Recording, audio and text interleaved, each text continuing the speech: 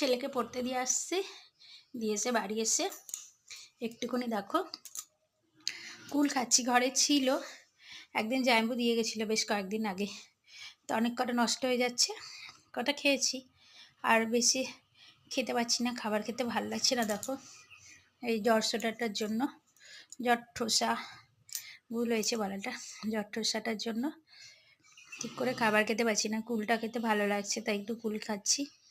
আর বন্ধুদের কাছে একটা কথা, একটা বিশেষ অনুরোধ, অনেক কষ্ট করে সারাদিন কাজকর্মের পর একটুখানি ভিডিও করি বন্ধুরা, তোমাদের কাছে পোস্ট করি, আমার ডেইলি লাইফ তোমাদের সঙ্গে শেয়ার করি।